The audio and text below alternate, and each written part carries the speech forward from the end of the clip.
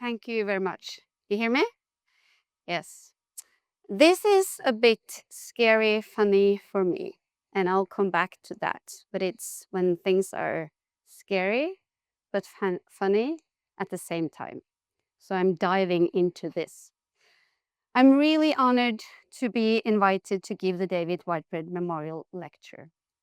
Many years ago, I had read a lot of David's work and highly admired him and what he did and what he wrote and said. Then in 2016, I built up the courage and sent an email to him about a possible project collaboration. He answered me very quickly, and with generosity, he invited me to come to Cambridge and visit him and his colleagues at Paddle to discuss the project further.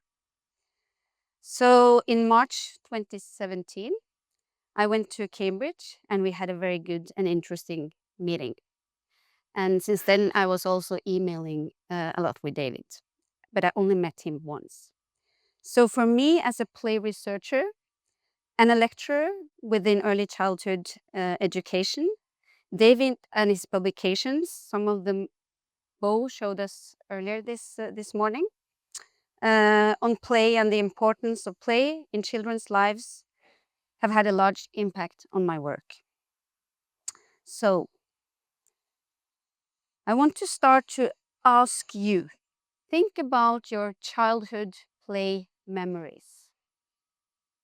Think about where you liked the most to play when you were a child.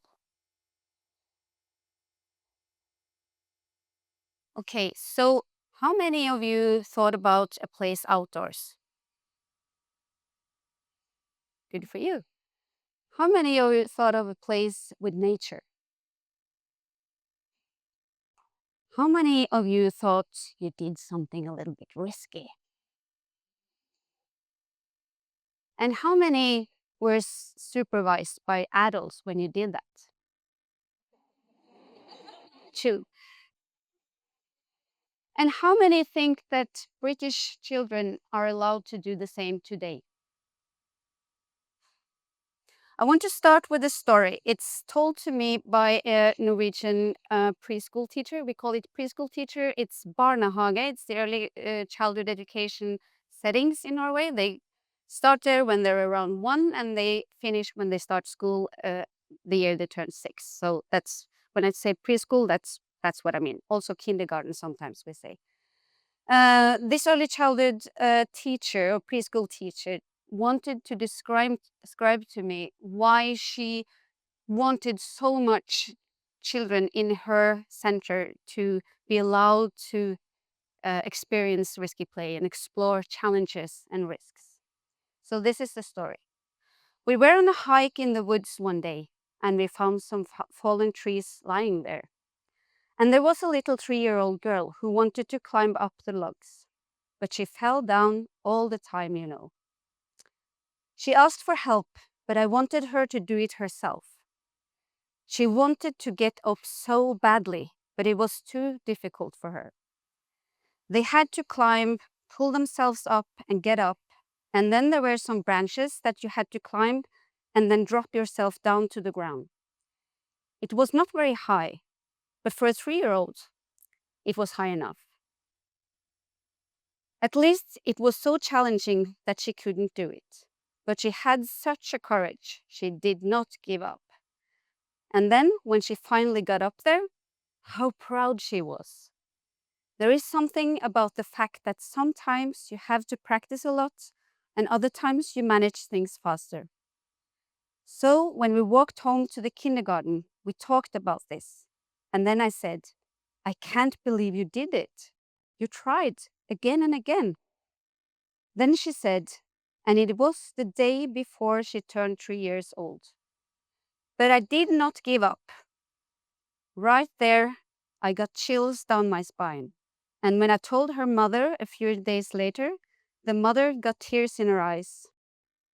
The fact that you, the day before you turn 3 years old, can say, proudly say, I did not give up. I think that's it's a story told to me not very long ago. So even though children now are not don't have the same opportunities as we maybe did when we were small, I think there are childcare centers, kindergartens, preschools that also have a very important role of providing this for children.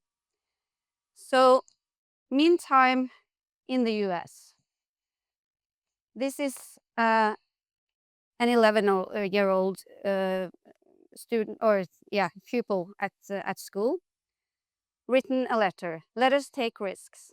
I'm an 11-year-old kid and I love to play outside, and I can when I'm at home. But at school, there are so many rules, especially in the winter. I need my glasses. There's a little bit of,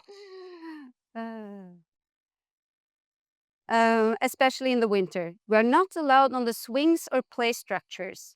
Also, last year, we were not allowed on the icy patches. The worst thing is that we are not allowed in the woods. Kids need to get hurt, or else, when we get hurt later on in life, we don't know how to deal with it.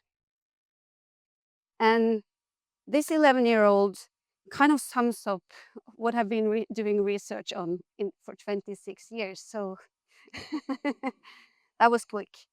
But this is kind of the backdrop for why I'm interested in this and why I'm really burned for, loosening up a bit and letting children feel the thrills and, embrace challenges and seek risks. So even the UN, in their comment back in 2013, when they looked at Article 31, which is about children's right for play, they also pointed to the balance between risk and safety as something that threatened the fulfillment of Article 31 in the Convention on the Rights of the Child. So this is a very important topic, at least in my view. So when I'm talking about risky play, I come from, my background is within sports and physical education combined with psychology. So I've always been interested in the movement play, the physical active play, when children are using their whole body. So when I started working on this, I looked at and defined risky play as play that involves thrilling and exciting forms of physical play, and it involves uncertainty and a chance for physical injury. I know there's also other risks in children's lives, and recently, of course, the online risks are getting more and more. But I've been looking at the more physical kinds of play. And in this definition, you see both the children's perspective, the player's perspective. So it involves, it's thrilling, it's exciting, it involves uncertainty that you need to meet, but it also involves the consequences that might happen. And therefore also it includes what adults, teachers, parents most often focus on. Because children, they are focusing on the first part. I want to do something exciting. This is thrilling. While what we are seeing is, oh, this could be dangerous. We need to restrict it, or we need to forbid it. And this is with intent, of course, because I've been doing my research within preschools where you have staff, and staff have the power. So they decide what children are allowed or not allowed to do. When I started doing research on this, like kind of diving really deeply into it, I needed some categories of risky play to be able to identify it within the whole wild world of play that children engage in. And since we're a bit behind on time, I'll just go very quickly through them. I could have talked a lot about each and every of these categories, but it is about play where children are playing in heights. That's one of the categories. So when they're climbing, they're balancing in heights, they're swinging, getting large pendulum, they're up in the heights, jumping down from heights. So everything that's up in heights. It's about high speed. So when they attain really high speed, they can't stop at the second. So, swinging is also high speed. It's running or bicycling down a hill, sliding down a hill, things like that. It's play with dangerous tools. At least in Norway, we have a lot of preschools where children are allowed to whittle with knives. They're using saws. They're using hammer and nails. They're, yeah, even in some nature and outdoor preschools, children are using axes. Um, so that's also a category. Dangerous elements is a category where children are playing near something that could be dangerous. For instance, near a fire pit, near water, on top of a cliff, something like that. Rough and tumble play, I guess most of you here have heard about that when they're wrestling, play fighting, chasing each other. And also a category where children are allowed to go explore alone. So not being supervised by adults all the time, but when they're allowed to explore in the woods, for instance, without an adult beside them all the time. Um, so do children normally, and all children, engage in risky play? We did a large project some years ago. Very quickly, we did a study, video observations of 80 children. We followed each child. They were 4 to 6 years old. It was in a preschool setting. It was in the preschool playground and indoors in the preschool. And we collected almost 2,000 random 2-minute recordings of those children. And the average amount of risky play was 10%, both indoors and outdoors. It was a little less indoors than outdoors. So most of it was outdoors. And I have to say, these preschools have had designed their indoor areas so that it was actually possible for children to engage in risky play there.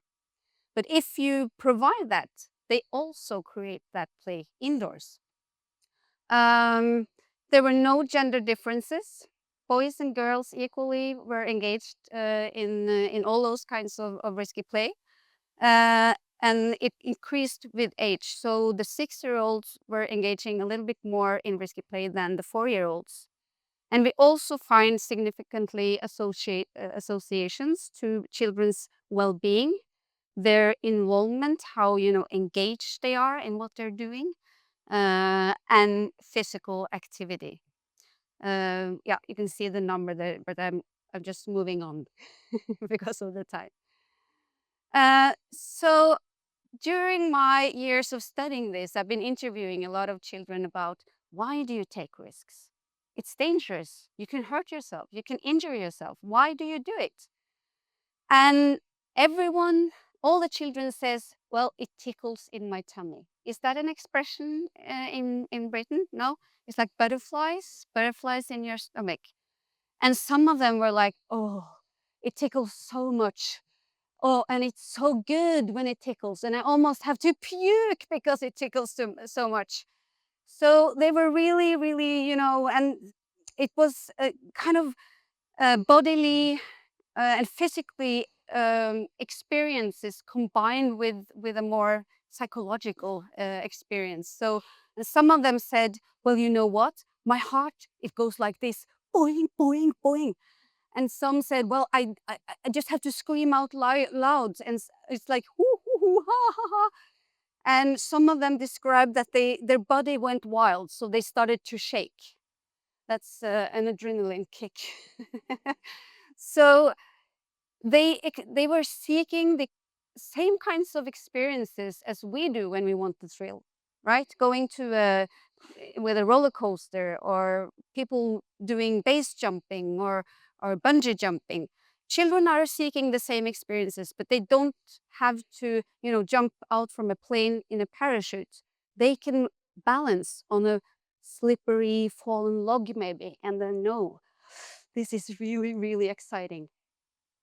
So they are seeking this both pleasant and unpleasant emotions at the same time. They're kind of buying their exhilaration and excitement by moving closer to fear. And that's where scary funny is.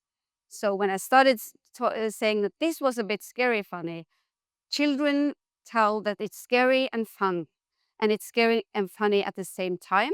And some of the children say, well, it's because it's scary that it's funny. So you need the scare for it to become funny. And Martin, he was 5 years old, one of my informants. He said, it's very fun and very scary and all sorts of things. And then I feel both excited and really scared at the same time. That's a lot of emotions going on at the same time. So they balance on the edge between excitement and fear. So it's an ambiguous feeling. And during all my data collections over the year, I see that children are seeking this experience and this ambiguous thrill, no matter how safe we make our playground equipment or our playgrounds. So say no more about that. Moving on. So the developmental benefits. I've looked into a lot of literature, done a lot of research on this myself. So we see, and I'm not going to go very deeply into each of these, but we have research telling us that risky play is preventive of psychological problems or illness, both in childhood and later on in life. It has a kind of an anti-phobic effect. It is the opposite of overprotection or overparenting or helicopter parenting, which we know, at least from a lot of research in the US, have very negative effects on children and young adults' life. Physical and motor competence almost goes without saying. Doing something risky is a huge challenge for children's bodies. So they learn a lot. So build their muscle strength, coordination skills, balance, movability, reaction skills, and knowledge about their own bodies and the environments that they environments that they are moving around in. Spatial orientation skills really get a lot, or is also enhanced through this kind of play.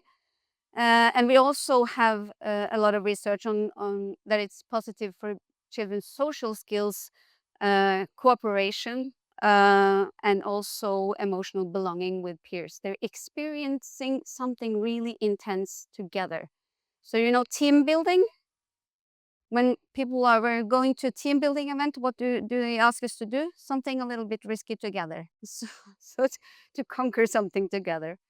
And we also have systematic reviews showing it has overall positive health effects. One of the things that I am really interested in, or think is really important, is that we're protecting children from risky play because we don't want them to get injured.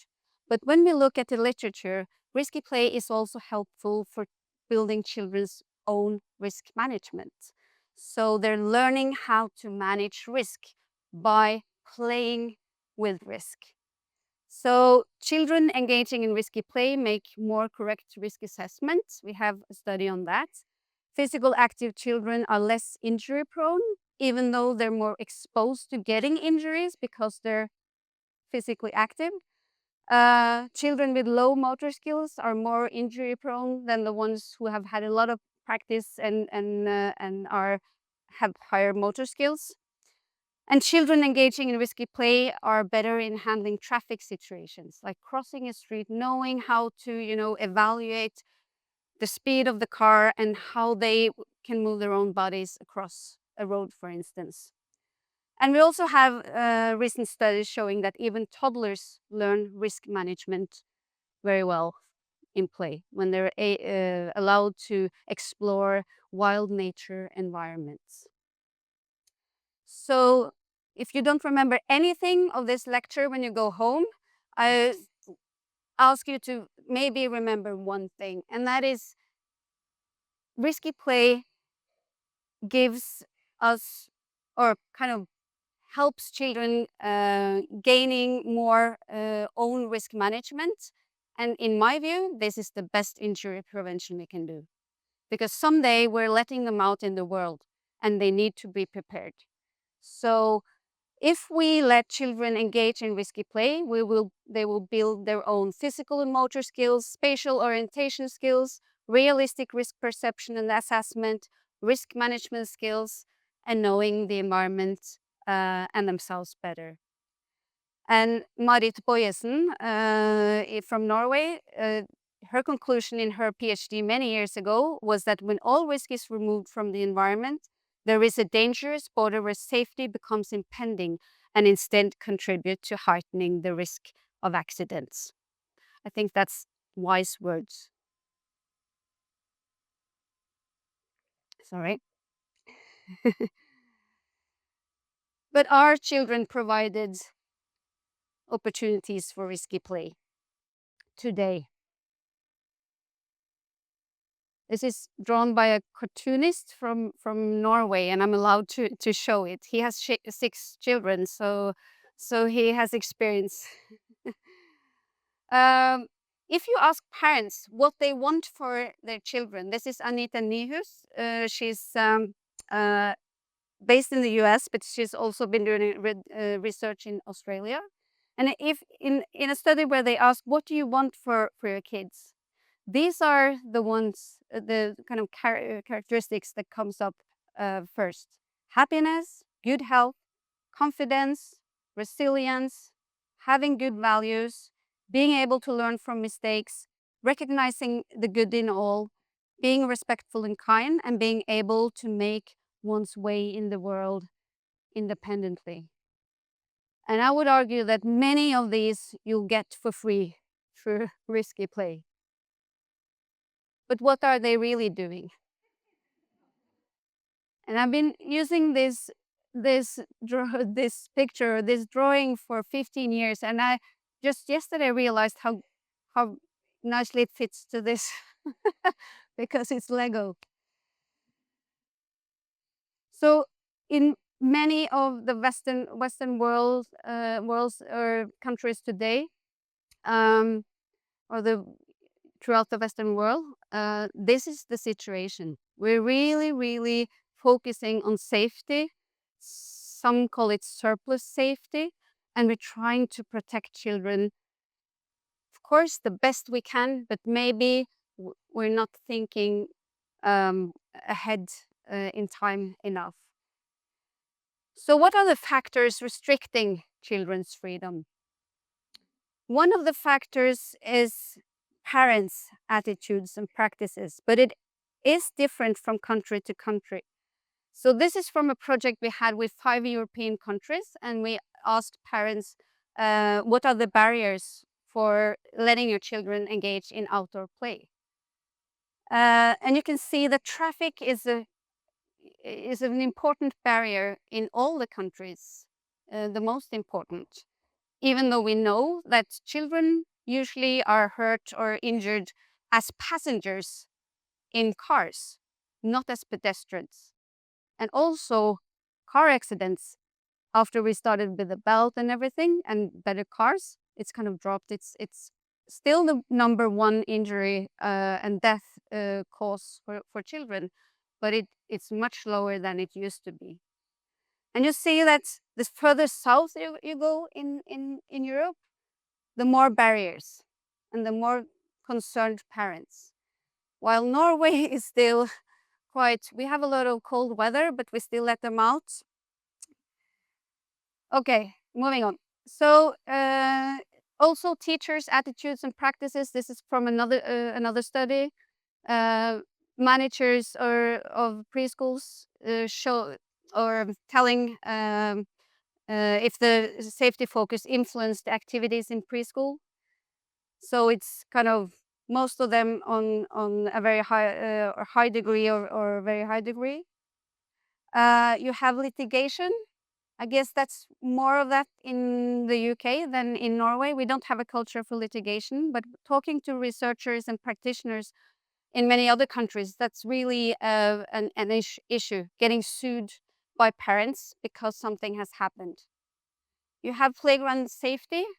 So in Norway, we're laughing a little bit, saying we went from this idyllic situation to this inspector a situation where everything is measured and we're tearing down all the exciting playground equipment and leaving children with what I know that at least some people in the UK have called oversized Fisher Price toys. And we're ending up with this. So two of these pictures are from, maybe some of you know Tim Gill, they're from England.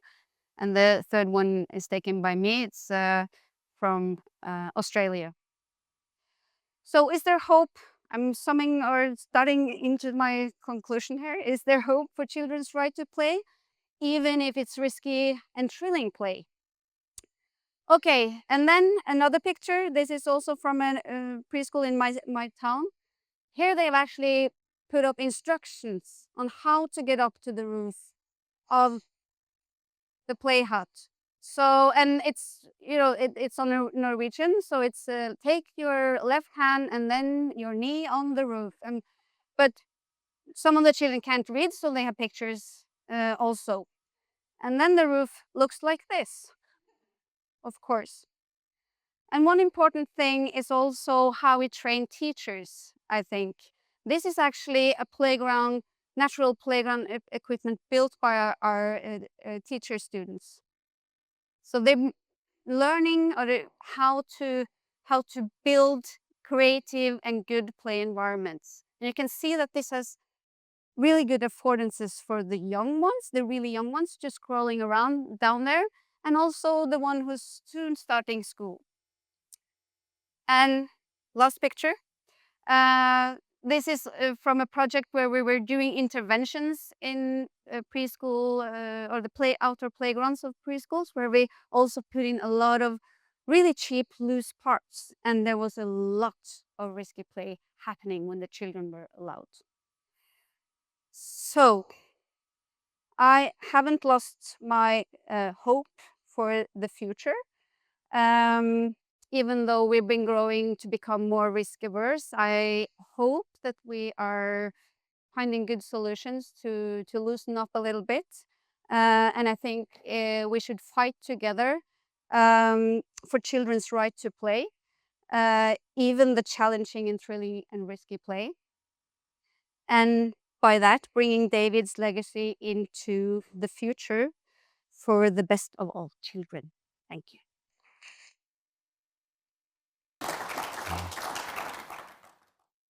Thank you so much, Ellen. We can sit here if you like, or yeah.